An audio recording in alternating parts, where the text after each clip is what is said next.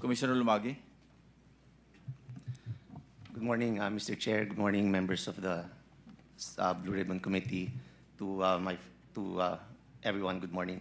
I have no prepared statement, but first, let me recognize that, or let me acknowledge that itong issue po na ito ay talagang malaking bagay. And from the very beginning, when I was appointed in 2022, November, that was the first thing that ang pinag-isipan po natin na i-address po yan. That's why when I started in 2022, I crafted my approach in BIR into 4 pillars, which are number 1, integrity and professionalism of the institution and its employees. Yan po yung isang pangunahing programa na inilatag po natin. And number 2, of course, in conjunction with the excellent or bringing about the integrity and professionalism of the institution, we focused also on the digitalization program of the BIR. That would focus also on the integrity and professionalism as well as give excellent taxpayer service. Kaya naman po dun sa pangatlong programa po na inilatag po namin ay yung pagbibigay ng magandang serbisyo sa ating mga kababayan na nagtatransact sa iba't ibang ahensya ng gobyerno ng BIR. At pang-apat po, of course, to level the playing field dahil ito pong fearless and aggressive enforcement activities which are meant not just to collect taxes from the big-time tax evaders. Again, ang naging focus po ng mga task force at ng mga ginawa po natin na paghahabol sa mga tax evaders ay ito pong mga malalaking mga negosyante na napatunayan po natin na nag-evade ng mga taxes. That's why we went all-out war. We waged all-out war against illicit trades and all these illicit traders. And this is also, again, as I've mentioned, not just to collect taxes from these big-time tax evaders, but also to protect the legitimate taxpayers and legitimate businesses because we want to level the playing field. Gusto po natin na ipakita sa ating mga negosyante na kapag kayo po ay nagnenegosyo ng tapat, ay mas magiging maayos ang pagnenegosyo ninyo at tutulungan ng BIR. Yan po yung naging focus ng stint ko po as BIR Commissioner. That's why ang naging resulta naman po kahit paano. Of course, I'm recognizing that there's a big problem that still exists and needs to be addressed. But in that course po, marami po tayong na nakasuhan ng mga big-time tax evaders. Ilang daang milyon po ang mga nakolekta natin from them. And also, in the history po, malaki po yung naging collection. We in the past for the past 20 years, ngayon lang po na-attain noong 2024 na-attain ng BIR ang collection target set by DBCC. At yan po ay resulta ng ating magandang pangongolekta ng buwis. And also, we were likewise recognized by different several agencies like yung pong civil service na we were given a plaque of recognition for outstanding performer in complaints resolution and compliance. In 2024 and 2025. We were also given a plaque of recognition by the Careers Executive Service Board for attaining 100% efficient and effective management of our agency. At yung amin pong resolution rate ng mga complaints with 888, 100% resolution rate. At pinapakita lang po natin na nung panahon po natin ay we take all these complaints seriously and we always act on all these complaints. And all of these complaints, again, as patunay po na inaaksyonan po natin ang naging decisions po at resolutions and formal charges na itala po nung panahon ko po ay mahigit 132 cases including mga nagsagawa rin po tayo ng mga entrapment, meron po tayong pinakulong ng mga BIR employees. Patunay po na inaaksyonan po natin lahat ng mga willing magsumbong po sa atin ay pinapanagot po natin. So again, with all these, makakaasa po kayo, kaisa niyo po ako nung na i-recognize ito and I will really do my best and will help this committee shed light on all of these issues and hopefully this will be solved because it really needs resolving. Thank you, Mr. Chair. Thank you, Commissioner. Commissioner Kim Inares. I don't have an opening statement. Bigyan nyo na kami ng yung sinabi kong walkthrough sa process. No, Paano ba, halimbawang nakakita tayo, na-target tayo ng isang taxpayer, wag na muna yung voluntary, ano? Meron tayo targeted. paano tayo nagsisimula at paano tayo tatapos? Yeah. I just want to make clear, no, the letter of authority is important for enforcement. No? Although 98% of the collection of BIR is voluntary and only 2% is from all these assessment, that letter of authority push behavior of compliance. No?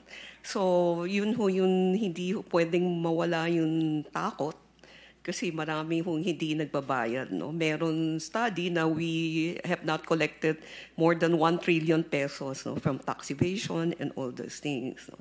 So the letter of authority is important. I can only discuss the process during my time because they have changed it through Nevertheless, the years. so we can also compare how it evolved Yeah. over time. Yeah, during my time, the first thing I did is I removed TVNs. Yung tax verification. Meron kaming glossary of terms na very confusing. NOD, PAN, FAN, FDDA, FLD, so many terms. So baka pwedeng isama Dati, nyo na sa enlightenment namin yan. Before, the BIR investigate using 2 instruments. No? Actually 3. A letter of notice, which is when we compare, di ba, may BOT system tayo.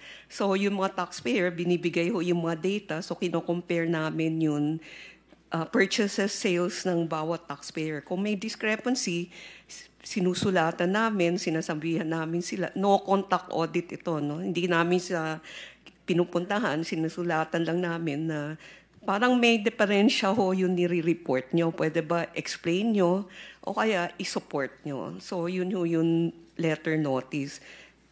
Pangalawa, letter of authority. Yan yung issue na pinag-uusapan ngayon. No? Yun yung LOA. No? So, yan kung walang LOA, walang letter of authority, hindi pwedeng pumunta yung tao ng BIR dun sa taxpayer at hindi niya pwedeng buksan yung mga libro ng taxpayer. So, importante yung letter of authority kasi yan yung parang sa police, kung wala kang search warrant, wala kang warrant of arrest, hindi ka pwedeng pumunta dun sa tao. So, kailangan mo ng letter of authority. Yung mission order naman MO, yung initial na MO, usually this is issued because you want to do surveillance. No? So, meron kang suspecha na hindi siya nag-i-issue ng resibo, hindi niya nire-report lahat. So, magbibigay ka ngayon ng mission order, pwede mong tayuan sa tabi yung kahera. No? So, bawat transaction, yung BIR naglilista. Anong basic difference ng LOA sa mission order? Yung mission order is gusto mong Specific. Yeah, you're physically there looking at the transaction. No? There, when the customer comes in, may kahera, nandito yung BIR na tao. So, namomonitor niya, kung gagawin niya ng 3 days, so di makikita niya lahat na 3-day transaction, i-compare niya dun sa nire-report. So kung ni-report niya sa 3-day, kakatayo niya doon, is 100 million yun pumasok. Tapos tinignan niya yung nire-report niya, 10 million lang. Bakit ganyan? No? So yan yung mission order. Mr. Chairman, sino nag-i-issue ng mission order? RDO at saka regional director ang nag-i-issue ng mission order. Hindi naman yan ang commissioner. Regional. So, hindi commissioner, di ba? Hindi. Yung regional or RDO, Revenue District Officer. Revenue District. Yan. Tapos dati may TVN, Tax Verification Notice. Ito ini-issue rin dati ng RDO lang. No? So parang pwede rin itong instrument to audit. So during my time kasi meron kaming letter of LAM, meron kaming system, kung mag-i-issue yung regional director and RDO ng letter of authority, papasok sila sa sistema na sasabihin niya mag-i-issue niya sa letter of authority. Tapos from there, yun mag-print out nun papel. Yung papel na accountable form. No? At saka yung sistema na yan, i-input mo yan doon kung sino yung examiner na mag-o-audit. Tapos lalagay mo rin doon ano yung resulta ng PAN, Preliminary Assessment Notice. Ano yung resulta ng FAN, Final Assessment Notice. Tapos kung settlement, ano yung settlement? 0605 yun, no? Yung form ng BIR 0605, that's the payment. So all of that, you will put in that system. So yun ho, yung pag-monitor ho ng national office sa field, sa lahat na nag-i-issue ng letter of authority. Dahil may sistema ng ganon, wala sa TVN, tinanggal ko ho yung TVN para isa na lang letter of authority, no? Para namomonitor ng office ko, no? ng commissioner's office. So yun ho yung proseso ng pag-o-audit. Saka isa rin hong dapat hong monitorin, di ba? Ang problema kasi ngayon, yung LN, yung letter notice na no contact audit, sinabi ho ng Supreme Court na hindi ho pwedeng mag-assess dahil from LN. Kailangan lang letter of authority. Kaya siguro napapansin nyo, sa isang taon, 4 na LOA ang nai-issue kasi yung dating LN, ini-issuean nila ng letter of authority. No? So, nagbabat return kayo every quarter. So, 4 na quarter yan. So, letter of authority mo, 4. Wala bang limitation ang pag-issue ng LOA to a particular individual or entity? No, during my time, I issued a audit plan, no? And in it, there's a specific provision that said you can only audit a taxpayer 2 consecutive years. Kung kung gusto mo siya i-audit ng 3rd year, kailangan sabihin mo na may fraud. May discrepancy ng malaki, no? Tsaka yung assessment mo malaki. Kasi kung hindi malaki, tatanungin ka, bakit yan ang pinili nyo? Ang dami-daming ibang taxpayer. Bakit siya ulit? Ang liit naman yung kinokolekta nyo. So, in 2015, I issued an audit program where there's a specific provision that you cannot audit a person 3rd consecutive time, except if you can say there's fraud. Kasi we allow the second. In 1 year? Let's say in 1 year. How many times can... There's no limit. No, kasi ang nangyayari sa kanila ngayon, mag-issue sila ng 1st quarter VAT letter of authority, 2nd quarter letter of authority for VAT, 3rd quarter letter of authority for VAT, 4th quarter VAT letter of authority. Tapos nun, yun mga hindi, tapos may 5th, yun year na yan, all other taxes na letter of authority. So, pag binilang mo yan, 5 na yan. Diba? In 1 year? Yeah, pwedeng 5 in 1 year dahil doon sa sistema na yan. Kasi nga sabi ng... 5 in 1 year para sa isang taxpayer yeah, lang. pwedeng 5 in 1 year the way it is done now. Diba? Parang feeling haras na yung individual. Yeah. O yung... So, kasi dati, nagle-letter notice lang ho kami na sinasabihan lang namin yung taxpayer. Alam nyo, may ni-report kayong purchase. Pero yung sinabihan nyo na binilahan nyo, hindi naman nagre-report ng sales.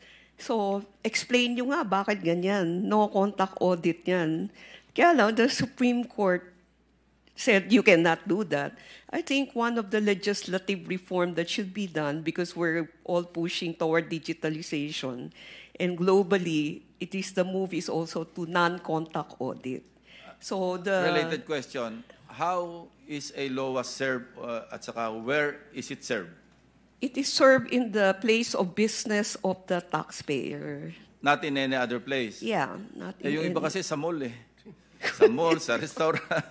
Kung saan magsalubong, doon na lang ini-issue. Pwede ba yun? Dapat it's in the place, Dapat in of, the place business, of business. where he said his place of business. So outright, kung sinerve ito sa mall, nakipag-meet sa mall, nakipag-meet sa restaurant, may violation.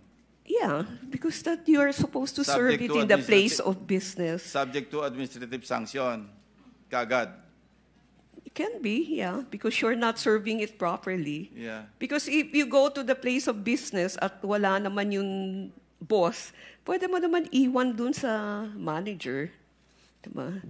So, But that makes it suspicious, ano? Bakit sa mall magkikita? at saka kung hindi nyo siya makikita sa place of business, paano nyo siya nakita sa mall? Eh, kung ayaw tanggapin, Ha? you're bringing it to the place of business, ayaw tanggapin. Then you do an affidavit that I served it and they did not want to accept it. So there's dim service. You know, there's a way. Pero yung sa Segue lang mall, sandali kay Commissioner Lumagi. Mali pala yung nagawa niyo, dito niyo naserbihan si Diskaya ng LOA. Mr. Chair, first of all, kung pwede lang po i-clarify lang po yung na-mention kanina na 4 na LOA per quarter for a year. Hindi po ganun ang ginagawa. 2 lang po ang maximum for VAT because ang VATAS namin semestral po. So, a maximum of 2. And then for large taxpayers, 1 lang po yan sa 1 taon ang VAT audit. So, wala pong 4 po ang VAT na LOAs na nangyayari po. So yan na yung evolution, ano? During the time of Commissioner Kim, hanggang 5 po pwede. So nag-evolve Kasi po ito ang during... pagkakasabi po hindi ngayon. ho kami nag-i-issue ng 5. We're Narinig not, ko kanina, parang umabot ng 5 eh. hindi, sabi ko, pwedeng umabot sa 5 ngayon dahil doon ho sa ruling ng Supreme Court. Kasi every quarter nagpa-file kayo ng VAT return, tapos every quarter i-encode kayo ng summary release of sales and purchases. So why did you limit to 2 in a year? Dahil dyan po rin nag-consolidate semestral. So, twice a year lang po talaga ang VAT. Hindi po tayo nag-i-issue ng 4. Tapos maximum 2. For VAT po, Mr. Chair. Yung sa regular, kasi po ang setup po kasi may regular yung Revenue District Office, sila po yung nag-i-issue ng authorized to issue LOAs for all internal revenue taxes. But meron po tayong na-create, I think, that was during because of the IMF recommendation and nagtayo po ng VAT audit section for regions dahil sinasabi po malaki ang VAT gap natin na kinakailangan ayusin para makakolekta ng VAT because at that time relatively new yung concept ng VAT kaya nag-create ng VAT audit section or VAT audit unit na tututok sa particular tax type ng VAT. That's why nag-create ng VAT section. So ang ino-audit po ng VAT audit section ay mga VAT yung value-added tax types lang po. Ito na yung BATAS at saka BATAW. Iyan po. So, kaya nagkakaroon po ng ibang multiple LOAs pero magkakaiba po ang ino-audit.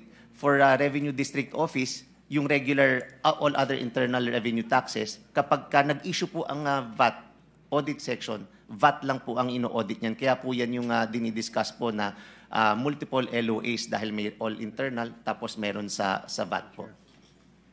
Mr. Chair, may I?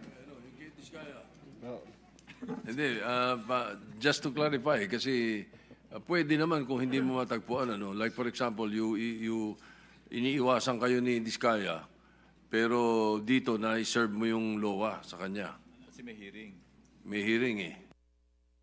Yes, Mr. Chair. Nakalagay lang naman po kasi dyan, again, as I've mentioned before, yung mga Diskaya po ay hindi po talaga nila tinatanggap. In fact, we also filed the criminal case for violation of subpoena dahil hindi po talaga sila tumatanggap ng mga notices ever since when we started auditing them even last year. Dahil lahat po niyan, hinahabol po natin at nakita po natin na malaki po yung kanilang tax liabilities. That's why we were forced to serve the LOA with the permission of this office. Mr. Chair, few Yes, please. yes, for the record, I allowed it.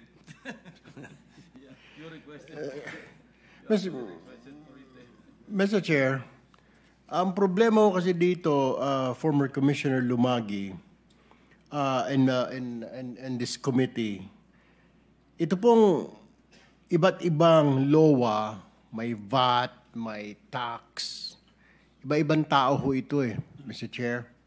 Ang problema, yung negosyante, bugbog po sa kalalagay. Kasi iba-ibang tao. I-issue ng VAT dito, bukas makalawa, next month, issue isang VAT na naman, ibang tao na naman.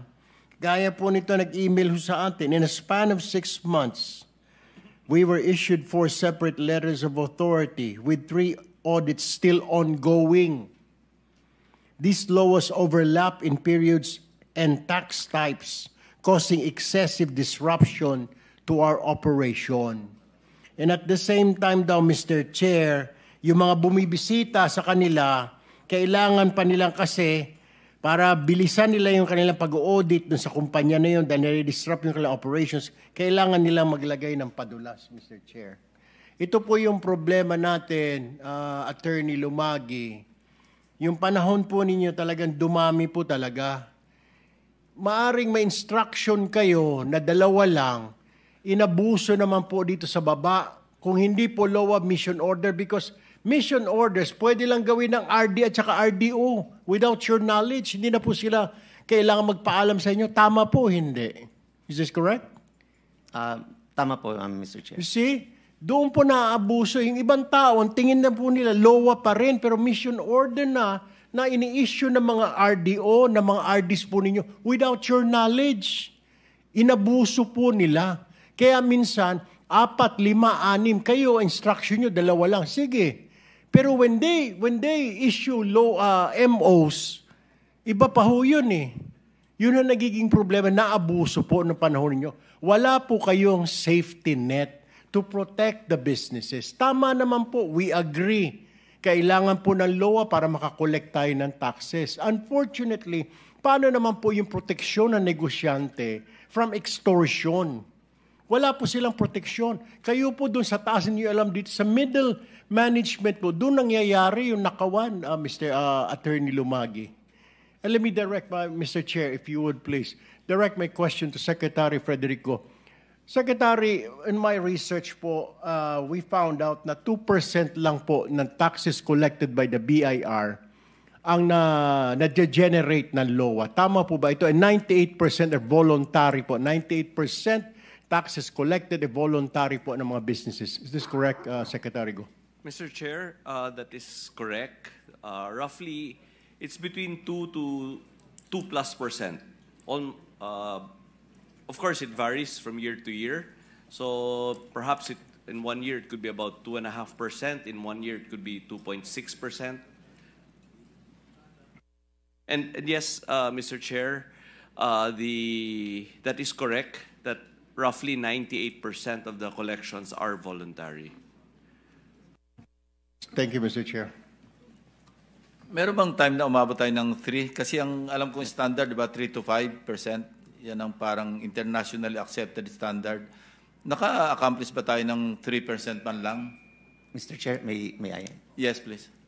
During my time, it's more than 3% our collection. And also, maybe just to put things into perspective, ang collection po ng, dahil maliit lang po, actually, ang primary goal po talaga ng enforcement is to keep everyone in check so that if everybody knows that they're being watched, they will voluntarily comply. That's why tumataas po ang voluntary compliance because of this mechanism. And also, again, to put things into perspective, millions po ang business taxpayers.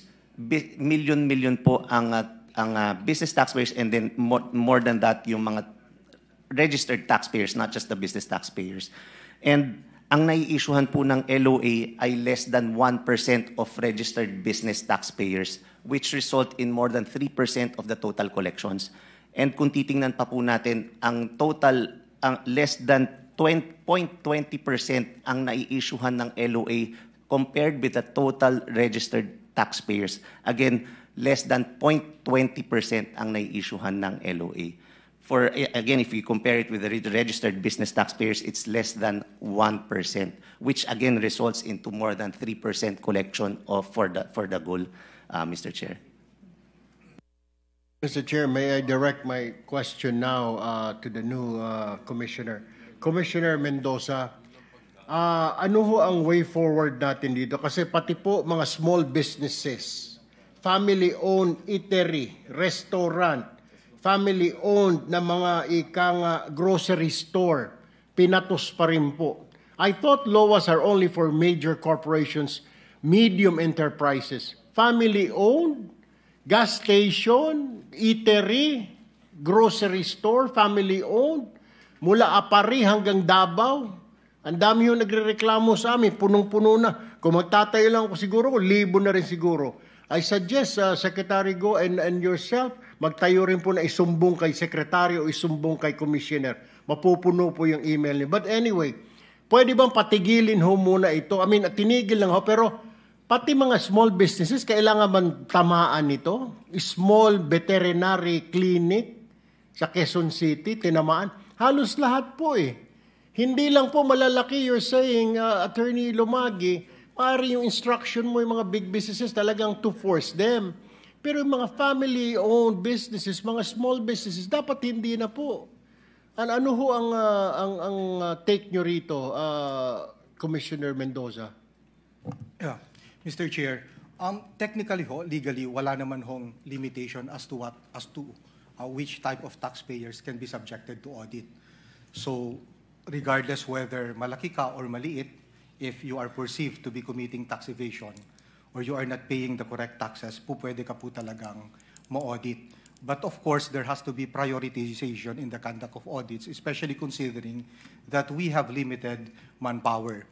Moving forward, Mr. Chair, first is there has to be check and balance in the issuance of letters of authority and mission orders. Right now po, when it comes to the issuance of letters of authority by the regional directors, meron po silang absolute authority to issue letters of authority and hindi na po ito umaakyat sa commissioner for approval or prior clearance. So that is one area that we are looking at before the regional directors can issue letters of authority. They would have to clear it first with the deputy commissioner or with the commissioner. Kailangan po mag-submit sila ng justification kung bakit mag-i-issue sila ng letter of authority or why this particular taxpayer should be subjected to audit. Mr. Chairman, kahit na authorized or hindi authorized, may mga hindi authorized eh, di ba? Okay. Yeah. Don't you have an investigative arm? Meron po. To investigate not the taxpayers, the RDs. Tama. Yeah, meron po tayong internal affairs service. It's a unit within the BIR. Sangkaterbang complaint. Di ba? So, what has happened to these persons who have been subject of complaints? Yeah, meron po tayong internal affairs service that conducts investigation of erring BIR personnel. Ongoing naman po ang investigation nila against BIR personnel that were complained for having allegedly committed malfeasance or misfeasance. Moving forward po, dagdag lang. Kasi I have this tell the commissioner at bir.gov.ph, I created this less than 2 weeks ago where they can directly send their complaints and concerns and even suggestions in the conduct of audit. And I have received several emails, more than 100 over in less than 2 weeks. So that is one common concern po. One common concern, and it has been mentioned already, is that they receive multiple letters of authority for a particular taxable year. Again po, legally, if it covers, the audit should cover a particular tax type for a particular taxable year. Yun lang naman po ang limitation. And of course, subject to the prescriptive period. You can only audit 3 years, within 3 years from the time the return is filed or from the time the return was actually filed, unless there is fraud, in which case we have a longer prescriptive period of 10 years counted from the time of the discovery of the fraud. Several concerns that we raised before is that na-audit na raw po for this particular taxable year and then may panibago na namang LOA covering the same taxable year and purportedly, apparently covering the same tax type. Pwede pong mangyari ito kung ang subject ng second audit, kung ang ground ng second audit is fraud.